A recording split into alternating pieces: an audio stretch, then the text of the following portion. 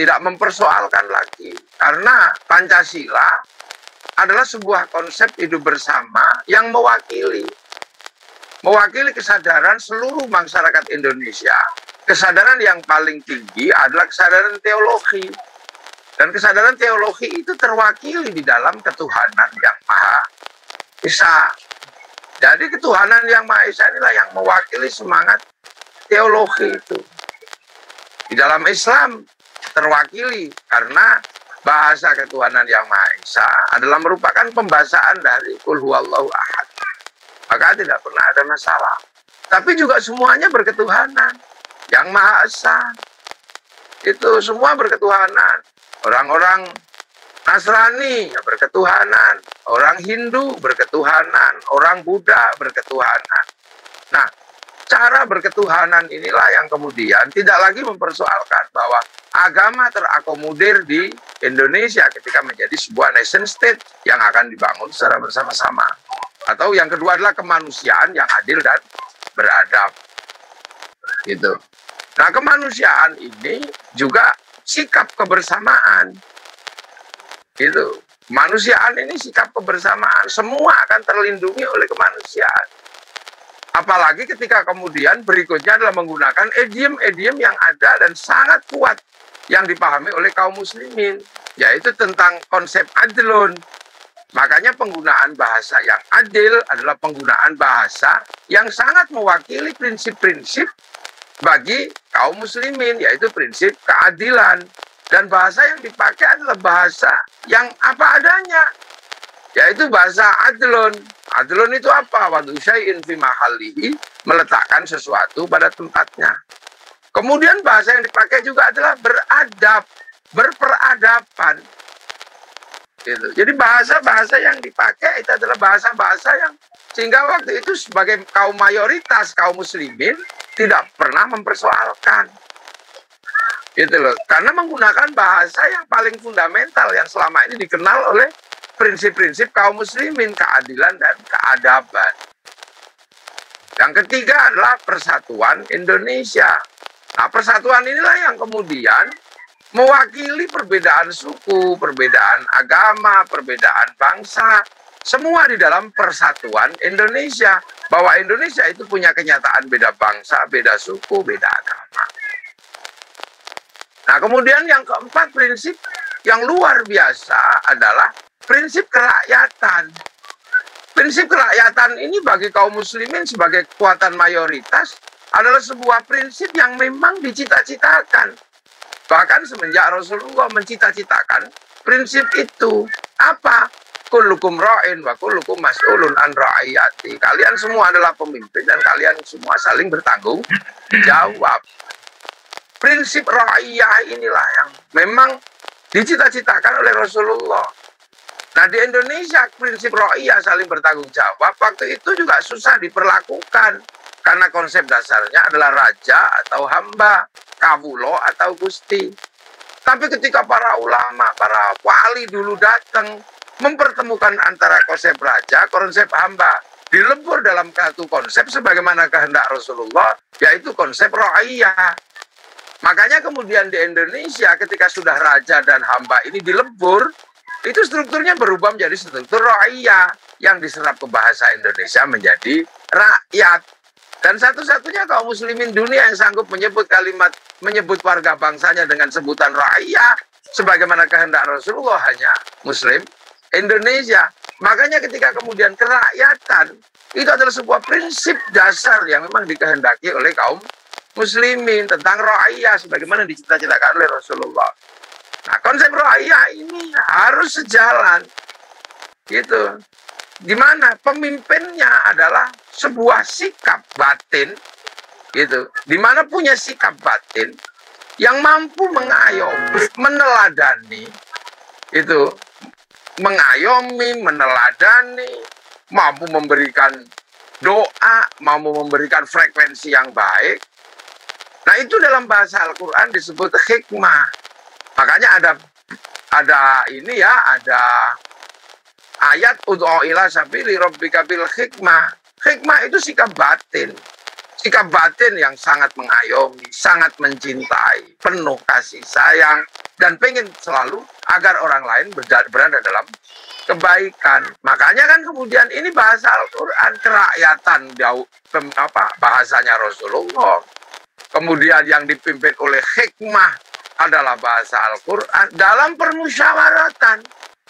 Musyawarah itu adalah cara ra'iyah ketika membicarakan nasibnya.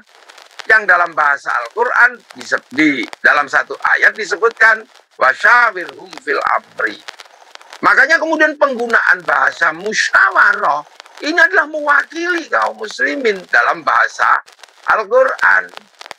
Jadi kerakyatan adalah prinsip ra'iyah yang dicita-citakan Rasulullah. Hikmah adalah prinsip Al-Quran. Musyawarah adalah prinsip dasar di dalam Al-Quran. Perwakilan, al-wakil itu juga bahasa Arab. Itu al-wakil itu bahasa Arab dalam perwakilan. Makanya kemudian sila keempat ini kerakyatan yang dipimpin oleh hikmah, kebijaksanaan dalam permusyawaratan, perwakilan. Ini bahasanya adalah bahasa Al-Quran. Kemudian yang kelima adalah keadilan, lagi disebut menggunakan bahasa Al-Quran, adlun. Yang diserap dalam bahasa kita adil. Keadilan sosial bagi seluruh rakyat. Sekali lagi yang disebut adalah rakyat. Cita-cita Rasulullah membentuk konsep rakyat. Dan itu terjadi di Indonesia tentang kalimat rakyat. Adil keadilan sosial bagi seluruh rakyat atau rakyat Indonesia. Nah itu. Makanya konsep-konsep ini tentang rakyat, tentang hikmah, ini adalah konsep holistik yang akan mewakili dan akan diterima oleh bangsa apapun, agama apapun, suku apapun. Sehingga kemudian Pancasila ini menjadi landasan yang akan selalu bisa diterima oleh perbedaan bangsa, perbedaan suku, dan perbedaan agama. Makanya beruntung bangsa kita mampu merumuskan sebuah konsep ideologi yang sangat padat, dan kemudian aplikasinya sudah didukung oleh prinsip-prinsip kebudayaan, prinsip-prinsip sosial yang memang sudah ada di dalam tata dan ranah kehidupan rakyat Indonesia, bangsa Indonesia sebelum Indonesia berdiri. Kemanusiaan, ketuhanan sudah ada sebelum Indonesia berdiri. Persatuan sudah ada sebelum Indonesia berdiri. Makan bersatu, ada orang mati bersatu, ada selawat bersatu, zikir bersama bersatu, semuanya bersatu, ada sunatan bersatu, ada bersih desa bersatu, apa saja bersatu. Jadi Indonesia ini punya prinsip persatuan yang aplikatif, karena seluruh masyarakat Indonesia punya prinsip persatuan. Anak lahir bersatu, anak kawin bersatu, orang mati juga bersatu. Bahkan setiap tahun Khol juga membuat persatuan. Ziarah kubur bersatu, apa saja bersatu. Terus kemudian prinsip-prinsip ini selalu ada. Kemanusiaan ada semua. Semua orang Indonesia, orang-orang kita sangat menjunjung nilai kemanusiaan. Karena manusia itu misalnya harus diikuti dengan cara yang sederhana, maka ada alon-alon waton kelakon. Itu karena prinsipnya manusia.